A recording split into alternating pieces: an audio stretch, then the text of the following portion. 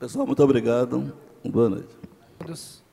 Vou pedir licença para ficar sentado, que eu não tenho nenhum material em slide. Então, para organizar aqui algumas anotações. Tá? Primeiramente, eu gostaria de, a partir da fala do superintendente Samarone e do Amâncio, né, colocar que plano de mobilidade, questões de transporte público coletivo, né, a gente sabe que são fundamentais para a questão, enfim, principalmente para Aracaju à frente. Né, nós entendemos que a própria CMTT, né, há 5, 6 anos atrás, talvez fosse uma secretaria que não tivesse tanto trabalho. Né? Não estou dizendo que não tivesse, né? E acredito que agora a CMTT começa a se preocupar, porque a cidade cresceu, Aracaju triplicou nos últimos 10 anos o número de automóveis, né? E o sistema viário é o mesmo, praticamente, com algumas intervenções pontuais. Então, a gente vê que, como estamos discutindo aqui um plano diretor que se diz sustentável, né, e o conceito de sustentabilidade é justamente a gente pensar à frente para as futuras gerações. Tá? Então, quero dizer que mobilidade é fundamental hoje em dia, né, numa cidade, questão de ir e vir, questões, enfim, da deslocamento, trabalho, lazer, é o dia a dia das pessoas. Tá? Acho fundamental o que o Samarone falou, da questão do plano de mobilidade, né? Também, explanação de Amâncio, fundamental, mas penso que nós estamos aqui hoje discutindo o plano diretor. Né? Então, penso que falar em transporte coletivo e plano de mobilidade vem de encontro ao plano diretor, mas especificamente não é o plano diretor.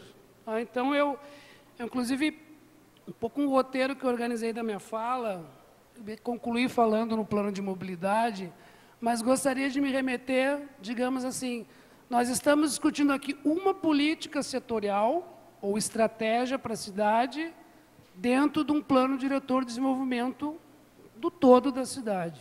Então, como o nosso momento aqui é plano diretor, eu vou tentar desviar um pouco a questão transporte coletivo, geometria viária, plano de mobilidade, intervenções como o Samarone colocou, né, tiramos os canteiros de algumas vias, né, por exemplo, ali na Ivo do Prado, né, que tiramos algum canteiro, fizemos algumas conversões à esquerda para acomodar os carros, são intervenções pontuais. Eu vou tentar, assim, focar minha fala especificamente no plano diretor, né? E não tanto na política, né? Enfim, capítulo 5, que trata da política de transportes, tá? Mas pegando alguns incisos, algumas coisas, mas fazendo um panorama, enfim, que nós acreditamos que uma cidade está toda entrelaçada. A gente não pode analisar a mobilidade urbana sem falar, por exemplo, no principal, que é o que o plano diretor vai desencadear, é o uso e ocupação do solo. Né? Isso é claro. E o plano diretor de Aracaju, a partir de uma análise que nós tivemos oportunidade de desenvolver, né, pegando o documento que está na Câmara, lendo capítulo por capítulo, inciso, objetivo, diretrizes, o que vai desencadear, digamos assim, o futuro da cidade pelo atual plano diretor que está nesta discussão aqui, vai terminar sendo o plano regulador. Né? Quando a gente tem muito objetivo solto, diretriz solta, etc., fica muito assim, um discurso. Né? Eu não estou dizendo que seja um discurso, mas nós precisamos entender como vai ser Aracaju, porque a rigor um plano diretor, ele tenta nos mostrar e regular como será Aracaju, por exemplo, daqui a 10 anos. Né? É o que se pretende, que modelo de cidade, a partir de hoje, né, da pré-existência que nós temos, que já é complexa, questões de mobilidade, né, que nós estamos discutindo. Então, isso seria um plano diretor sustentável. Né? Também destaco que a política de desenvolvimento sustentável que está no plano, ela está solta, como está o documento. Me parece que o documento do plano diretor, ele não cria uma base inicial de ter um objetivo geral, o que se pretende, né? digamos, uma base filosófica, conceitual, e que constrói um modelo de cidade, um modelo espacial. A gente vê claramente que, no final do plano regulador, a gente tem um macrozoneamento que parece bem desatualizado. Imagina se nós pensarmos na questão da mobilidade urbana hoje, 2011. Enfim, então, eu gostaria só de tecer alguns comentários mais nesse viés de raciocínio, de pensamento. Tá?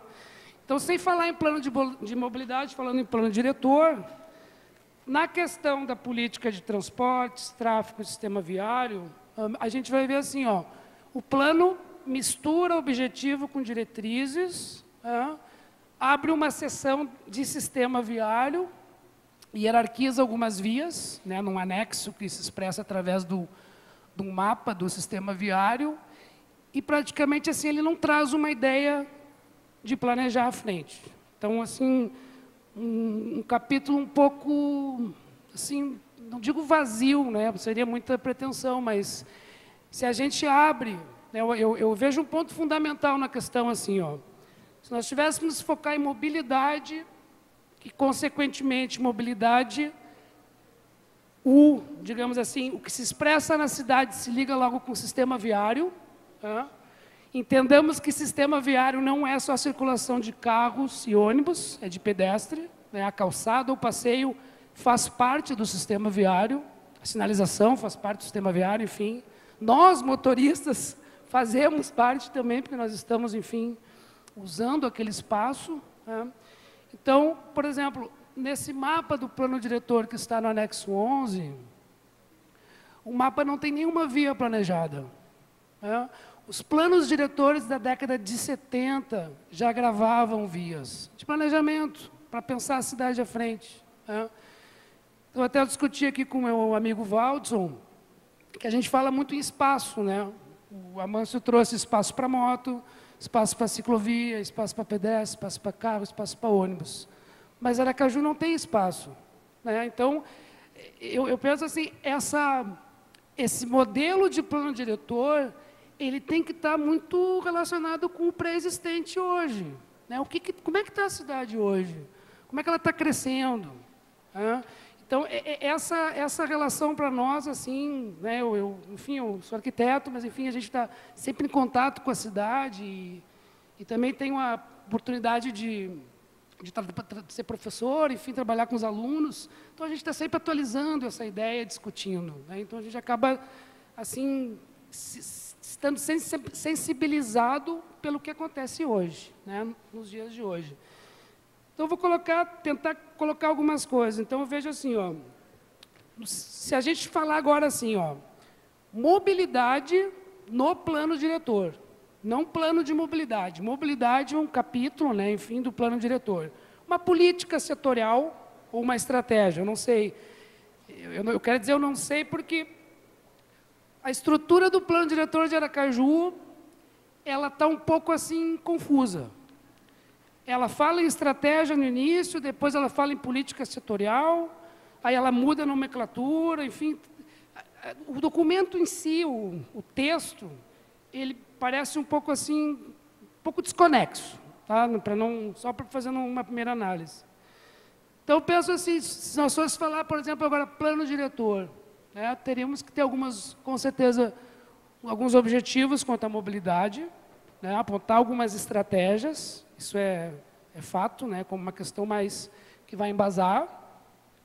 Teremos que trabalhar a questão assim, de entender como é que está Aracaju em termos de densidade, que a gente chama em plano de mobilidade de fazer um zoneamento de densidade. Pegar setores da cidade, zonear, ver quantas pessoas moram no Santo Antônio, no 18 de Forte, como é que anda a situação do crescimento da cidade aqui para a zona de expansão, Santa Maria, Sol, enfim, e entender como é que está isso agora. Aí eu entendo, eu tenho muito mais pessoas morando lá do que aqui, mesmo que eu tenha mais área física, porque tem lugares que estão mais adensados. E aí, se pensar um certo planejamento, de talvez o plano já gravar alguns eixos estratégicos para a cidade, porque Aracaju, cidade é uma coisa viva, ela continua crescendo. Então, a gente quer visualizar que esse plano, que hoje é 2011, que ele vá sobrevivendo, né, e vai, claro, vá mutando, mas que a gente possa ver Aracaju em 2025. Né? Então, acho que essa questão de pensar o sistema viário é muito importante. Inclusive, isso que eu falo de gravar algumas vias, né, eu estava lendo agora mais específico o documento, por exemplo, um exemplo aqui, capítulo 5, né, que é da nossa política aqui, o inciso 7, adequar o uso do lote lindeiro à função da via. Né? Como é que a gente vai fazer isso se já existe digamos assim, uma ocupação do solo junto à via já existente? Né? Então, assim, se nós entendêssemos que alguns locais da cidade tivessem que ter algumas intervenções maiores para o futuro, né? Como, sei lá, não sei que prefeito ou que governador que abriu, por exemplo, Hermes Fontes. Hermes Fontes é uma via estratégica que está ligando todo o lado sul da expansão, por exemplo, Santa Maria Centro, Hermes Fontes é um corredor estratégico ali. Então, como a partir de agora pensar sem deixar, enfim, se tiver que ter uma intervenção no futuro maior? Tá? Eu falo isso só como exemplo, né? Talvez vocês notem pelo meu sotaque, eu sou de Porto Alegre, estou há 4 anos e meio em Aracaju, né? Já me considero, porque 4 anos e meio já me considero um tempo assim que a gente vive muito a cidade. Né? Então, é um exemplo como Porto Alegre chegou um momento que construiu a terceira perimetral, mas que estava gravada no plano dos anos 70. Então, os recuos que foram sendo feitos já estavam previstos, alguns, né, a partir de um determinado momento. Então, as desapropriações foram um pouco menores. Tá? Então, acho que falta um pouco, o plano diretor ele tem que trazer isso. Ele deve, né, não digo que ele tenha, mas se a gente quiser ter uma cidade mais saudável no futuro, tá? Seria mais nessa questão. Alguma outra análise que eu poderia fazer aqui, questão de permeabilidade urbana, que a gente chama. Tá? Não é permeabilidade do solo, permeabilidade urbana. A gente tem um problema grave nas zonas mais periféricas, né, que quem usa a cidade aqui da classe média não está tão perto disso, porque a nossa cidade aqui tem uma estrutura aqui, né, a orla de Atalaia, centro, jardins, né, e a gente tem que olhar a cidade como um todo. É o que a gente chama de conurbação urbana. Essas apropriações irregulares que o acesso é bastante complicado. Né? E a cidade está ali. Tá? A zona de expansão, problema dos condomínios fechados. O plano de Aracaju traz que um condomínio fechado, na lei que está aí, pode ter 500 metros de comprimento. Ou seja, eu vou ter uma quadra de 500 metros. Isso está na lei. Tá? Quanto que existe uma lei federal, que, claro, o município tem autonomia, que no máximo 150 deveria ter um quarteirão. Ou seja, no máximo de 150 e 150 eu deveria ter uma via. Então, se eu permito 500, eu estou criando ali um bloqueio, um limite, né, na questão, por exemplo, de permeabilidade urbana. Isso, de novo, condomínio fechado está relacionado com uso de ocupação, plano regulador. Tá? É uma questão importante. Deixa eu ver algumas questões mais que eu só coloquei. E, claro, se nós nos remetermos aí, sim, que talvez seja digamos assim, o ponto mais chave, né, do plano diretor, é o que eu comentei um pouco no início, que é o plano regulador, que é quando nós vamos cair, enfim, nas taxas, nos coeficientes e assim por diante. Que é isso que vai relacionar, enfim, como a cidade vai continuar sendo edificada, ocupada e construída. Tá? Eu tenho visto, assim, no dia a dia, né, eu moro na Coroa do Meio, vou muitas vezes para Atalaia, tenho visto, por exemplo, atrás da Passarela do Caranguejo, começou a se erguer uns edifícios ali bastante altos, né, não só pela altura, não é o problema da altura, né, mas a gente vê assim, ó, edifícios sendo construídos em lote com característica residencial. Isso não é um modelo de cidade ideal. Né? Eu construí um edifício num lote residencial. Ali eu deveria ter uma casa com 2 pavimentos, né? Assim por diante. Então, isso não é um problema de Aracaju, é um problema brasileiro. Né? O Brasil incorporou o conceito modernista em lote fragmentado. né? Então, a gente tem um problema que as cidades brasileiras são assim. Não é uma questão de Aracaju. Mas é complicado isso, assim, né? Muito numa perspectiva de a gente pensar uma cidade sustentável. É mais nesse viés. Ah, então, eu só gostaria, assim, eu não quero me estender tanto, tá? Mas eu acho que a gente trabalhar muito essa questão, assim, políticas soltas, né? A gente teria que, acho que, ter, principalmente, o que eu vou falar aqui, a gente pode parecer um retrocesso, né? Mas ao meu ver, não, né? Mas todas essas questões deveriam estar articuladas entre uso, ocupação e, principalmente, o macrozoneamento, tá? Acho também, pegando a questão do Samarone, como ele disse que o edital está aberto, né?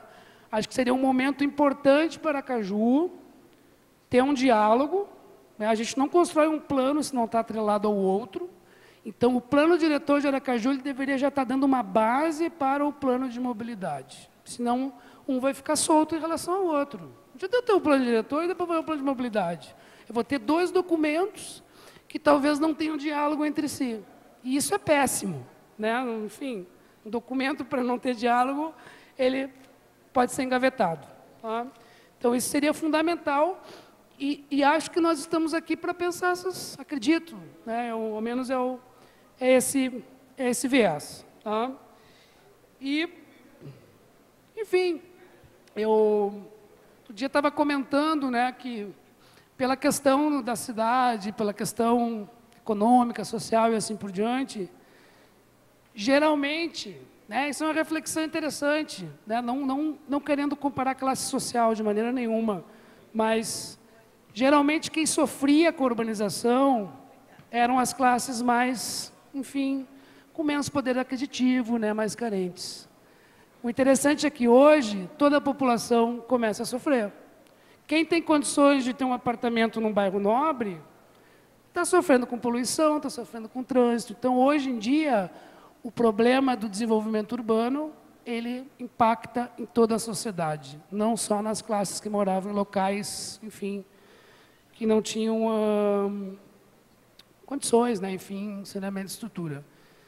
Então, sem querer me estender, eu gostaria de deixar uma última fala, né, na nossa preocupação quanto cidadão, quanto arquiteto, né, inclusive quanto professor, que a gente está envolvido com muita gente, muitos alunos, né, o futuro de Aracaju. E nessa visão, eu acho que, ao meu ver, a principal questão era um repensar do modelo espacial, né, do macrozoneamento da cidade, com as suas características, fazendo algumas projeções futuras, né, para Aracaju em 2025. Os nossos filhos, eu estou com um filho de 2 meses, né, agora, por isso que eu estou falando em filhos, mas nossos filhos, netos e bisnetos, que sejam. Tá? Mas, enfim, essa reflexão aí eu acho que é importante, porque nós estamos aqui num momento significativo.